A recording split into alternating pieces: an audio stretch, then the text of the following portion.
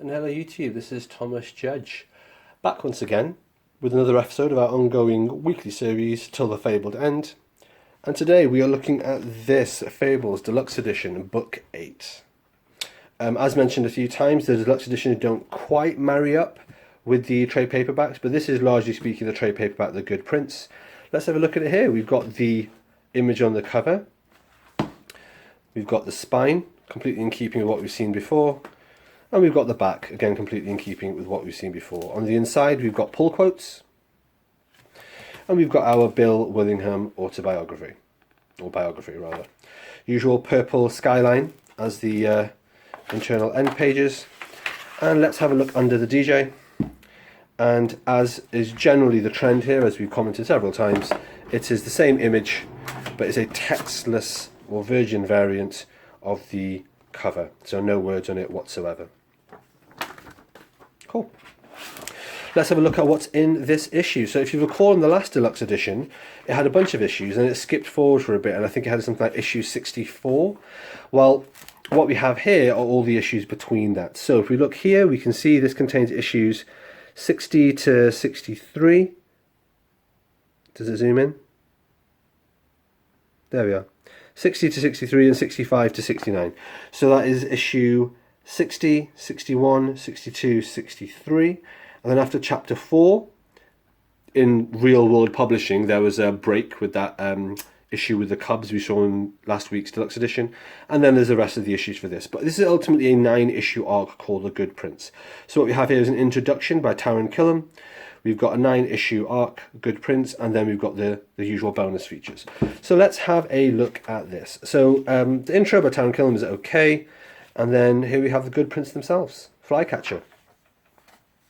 What can I say about this? This is winding up to the end of the series. Something that's worth noting about all Vertigo series is that Vertigo series, as a general rule, are limited to being 75 issues. I don't know why that is. If anyone does know, please say in the comments down below. But Vertigo has always kind of limited itself to a 75 issue run. Sandman was 75 issues. Preacher was 75 issues. Lucifer was 75 issues. There are only a couple of notable exceptions, one being Hellblazer, which I suppose was brought into the Vertigo labelling long after the fact, and the other one is Fables. Fables goes up to 150 issues, so we're not even at the halfway point yet. But my understanding is that the initial run of Fables was intended to be a 75-issue run. And it was only towards the end of those 75 issues that DC actually said to Bill Willingham, you know, we're happy to keep this going as an ongoing, even past issue 75. And the reason I say that is that, as I say, this takes us up to issue 69, and this is very much a climax for the series as a whole, or rather it feels that way. What we have in this story is we have a long mythic tale of ultimately defeating and overcoming the adversary, the antagonist for the Fables, who lives in the homelands and drove them from their home. And in that sense, what we're doing is we're kind of having a culmination, like a great grand final battle. Imagine like a Return of the King kind of sort of epic battle going on in this. That said, rather than having huge sweeping waves of violence and this and that and the other, it's actually got quite an interesting approach to how the adversaries ultimately overcome, how his armies are defeated and so on. And whilst initially when I read it I found it a little bit unfulfilling, the truth is the approach that Bill Willingham goes for is an approach much more suited to fairy tales and fables and legends.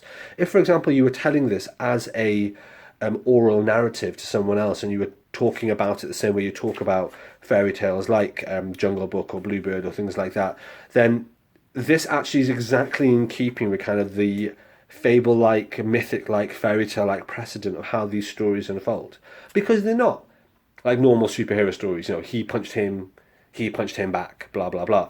It's always about, oh, you know, the prince did this, and there was this kind of magic, and then this happened in the end, and is that kind of slightly MacGuffin-esque, slightly Deus Ex Machina story, which actually is what Fables are about, and that's what this story is.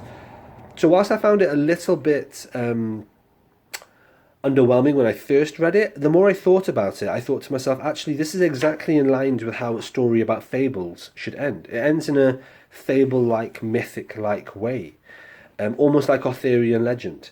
And in that sense, it works really well. That said, it takes us up to issue 69. At the end of issue 69, we're in a position where the adversaries' forces have been decimated. There's been this huge turning of the tables and so on. I won't give any spoilers, but what I will say is that very much it feels like it's wrapping up to an end of the Fable storyline. Adversary pretty much not quite being dispatched, but close to it in this. The Fables all kind of like wrapping up happily ever after sort of thing. We've seen weddings, we've seen families coming together, that sort of stuff. So this very much feels, and that's the end of that issue.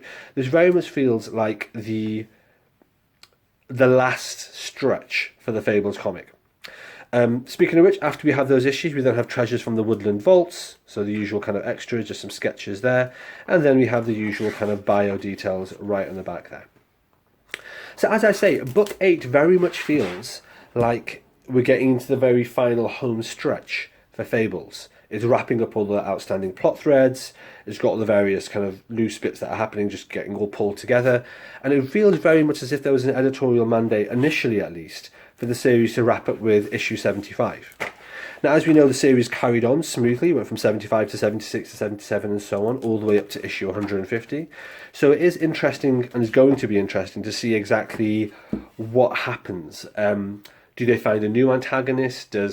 What kind of shifts and changes to, in a lot of ways, walk back all the progress in this volume, where we see the Fables really turn the tables on the adversary and make great strides in reclaiming the homeland.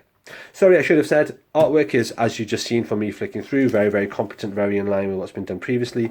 Story writing is great, really enjoyed it. Fables, book 8, highly recommended, building up to a lovely crescendo for the series, so really interested to see how it's not a crescendo in the end. And yeah, as usual, highly recommended, really enjoying it. So for next week's homework, unsurprisingly, what we're going to be doing is reading Fables book 9, and I'll see you then. All right, thanks for watching, everybody. As always, please like, comment, subscribe. As always, please follow me on Twitter at @IamThomasJudge, where I will post a daily review of whatever comics I've been reading. You can get an idea of what I'm up to on the channel.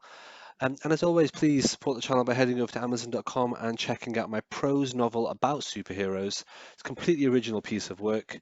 The first episode in it is called Arrivals, and the series as a whole is called No Gods or Kings. You can find an excerpt of that on my website, nogodsorkings.com. Until next time, everybody, stay classy.